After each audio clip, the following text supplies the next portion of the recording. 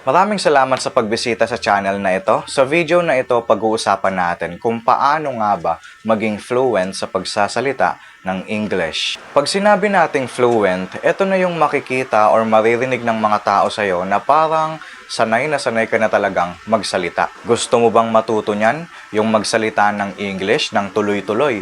Yung maipakita mo sa iba na parang madali lang sa'yong magsalita ng English. Kung oo ang sagot mo, panoorin mo yung video na ito hanggang dulo at marami akong isi-share sa'yo. Sa mga bago pa lang sa channel na ito or sa mga hindi pa nakakakilala sa akin, ako nga pala si John Vince. I'm a licensed professional teacher, major in English. At ang name ng channel na ito ay John Vince Teaching. Kung gusto mong mag-improve yung communication skills mo, mag-subscribe ka na sa channel na ito at marami kang matututuhan dito. Isa sa mga bagay na dapat mong gawin para maging fluent sa pagsasalita ng English, watch English movies. Dahil beginner ka pa lang naman at sa tingin mo na mahina ka sa English, I suggest manood ka ng mga English movie na merong subtitle. Para ito sa mga taong nahihirapang makinig, nahihirapang makaintindi kung pakikinggan lang. Pero kapag may nababasang salita or sulat, kahit papaano, nakakaintindi naman. Ang kagandahan kapag nanonood ka ng mga English movie na merong subtitle, lumalawak yung reading comprehension mo. Kaya kahit papaano, natututo ka rin magsulat, natututo ka kung paano kino-construct yung sentence. Pero kung maganda naman or maayos yung reading comprehension mo at kailangan mong sanayin yung tenga mo sa pakikinig ng English language, mas maganda na manood ka ng mga English movie na walang subtitle. Or kung yung movie na pinapanood mo merong subtitle, tanggalin mo yung subtitle sa settings. Kapag sinasanay mo kasi yung tenga mong makinig sa mga taong nagsasalita ng English, nahawa ka kasi sa kanila. Subukan mong manood sa isang araw. Puro English movie lang yung panonoorin mo.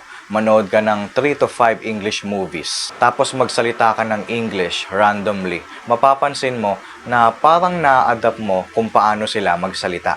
Kahit nga hindi mga movie yung panoorin mo kahit yung mga documentary, yung mga educational video kung saan English lang ang salita, malaking tulong pa rin yan sa'yo. Bago kasi tayong matutong magsalita, kailangan muna kasi nating matuto kung paano makinig.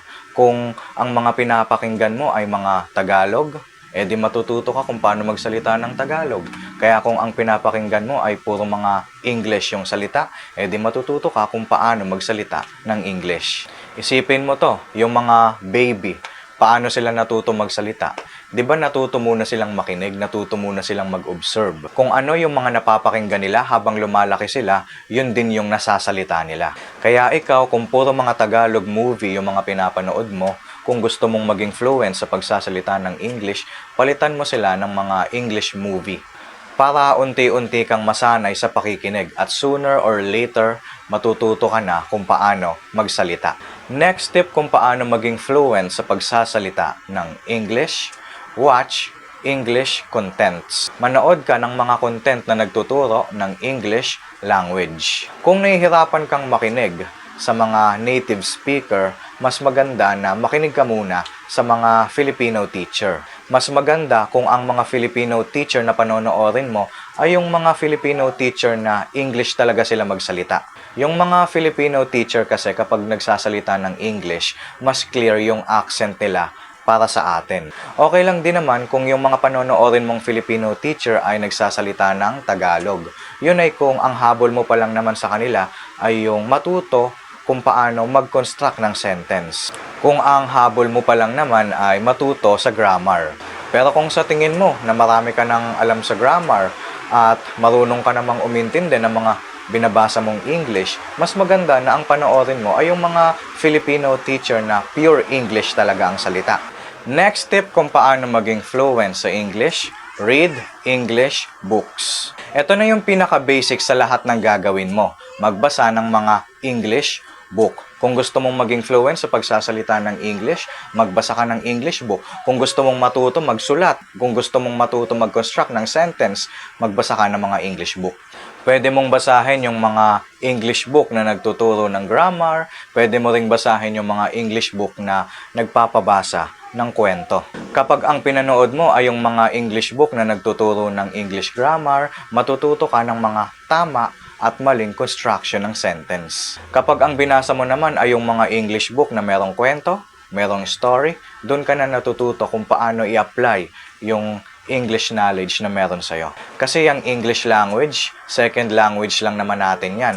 Hindi naman talaga natin yan salita. Kaya paano natin yan matututuhan kung hindi tayo matututo kung paano magbasa muna. Kaya bago ka matuto kung paano magsalita, bukod sa kailangan mo munang masanay sa pakikinig, kailangan mo munang matuto kung paano magbasa. Next tip kung paano maging fluent sa pagsasalita ng English, download apps that teach how to speak English. Marami kang apps na pwedeng i-download sa phone mo. Yung mga English content creator na pinapanood mo, meron din silang mga ine-endorse na mga app na pwede mong i-download. Sa ganyang paraan kasi, kung wala kang taong nakakausap na English ang salita, yung mga app na dina-download mo, para na rin silang tao na pwede mong kausapin kung saan English ang salita nyo. At kapag ganun palagi ang ginagawa mo, araw-araw, ganyan yung libangan mo, unti-unti, napapractice ka kung paano magsalita. At ang kagandahan yan, walang manghuhusga sa'yo. Walang magsasabi sa'yo na ang pangit naman ng English mo. Kung mag-English ka, English Carabao, barok-barok. Mas maganda siguro na huwag ka na magsalita ng ganyan, mag-Tagalog ka na lang. Walang ganun. Kaya maganda tong tip na to para sa mga taong nabubuli, sa mga taong pinagtatawanan dahil hindi makapagsalita ng maayos, hindi makapagsalita ng English. Kung magsalita man, utal-utal, hinto-hinto, or hindi maintindihan. At ang nakakaloko pa nito, yung mga tumatawa, ganun din naman sila.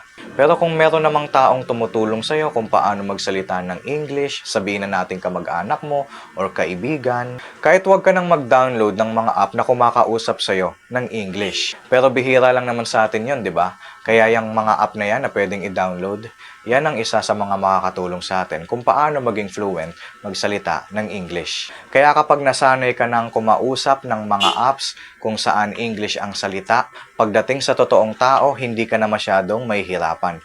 Or, hindi ka na talaga mahihirapan. Next tip kung paano maging fluent sa pagsasalita ng English, syempre, speak English. Kailangan mong i-expose yung sarili mo. Isipin mo na nagsasalita ka sa harap ng maraming tao tapos English yung salita mo. At kung iisipin mo yon, dapat binubuka mo rin yung bibig mo. Pinapakinig mo rin sa sarili mo yung sinasabi mo. Pwede mo ring imaginein na meron kang kausap na tao na English ang salita bilang practice mo. O kaya kapag merong recitation sa inyo bukas at kailangan English ang salita, ngayon pa lang, sanayin mo na yung sarili mo. Ngayon pa lang, practicein mo na yung sasabihin mo sa teacher mo.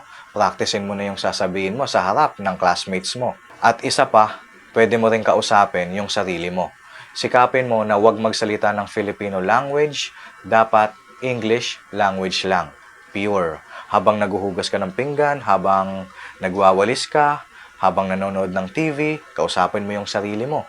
Hindi ka naman magmumukhang baliw dyan kasi sarili mo lang ang makakapakinig. At isa pa sa mga dapat mong i-consider kung gagawin mo yan, okay lang naman kasing magkamali. Okay lang kahit English Carabao, okay lang kahit barok-barok yung English mo, basta magsalita ka ng magsalita. Kailangan mo kasing expose yung sarili mo. Gusto mo lang naman maging fluent magsalita, di ba? Hindi ka naman nagre-review para sa exam, kaya hindi naman kailangan na maging tama agad or hindi naman kailangan na maging correct agad lahat ng grammar mo. Ang importante dito, masanay mo yung bibig mo na magsalita. Kaya kapag napapansin mo sa sarili mo na parang gumagaling ka ng magsalita, nababawasan na yung pahinto-hinto, nababawasan na yung pautal-utal, dun ka na mag-isip kung paano mo i-correct yung grammar mo. Basta ang importante, sanayin mo yung bibig mo na magsalita ng English kasi baliwala yung apat na binanggit ko kanina, yung mga tip na nauna kanina, kung hindi mo naman gagawin yung pinakahuli na tip natin ngayon. At yun yung mga bagay na dapat mong gawin para maging fluent sa English na nasa video na ito. Natuwa ka ba sa video natin ngayon, kaibigan? Kung natuwa ka, like mo naman. Kung hindi ka pa nakasubscribe sa channel na ito, mag-subscribe ka na dahil marami pa tayong matututuhan kung paano i-enhance yung communication skills natin. Muli, John Vince Teaching nga pala sa iyong harapan. Bago matapos ang video na ito, gusto mo bang malaman kung paano gumaling sa pakikipag-usap? Kung oo ang sagot mo, panoorin mo yung thumbnail na lalabas sa end screen ng video na ito. Nandyan yan. Pagka-click mo, mapapanood mo na.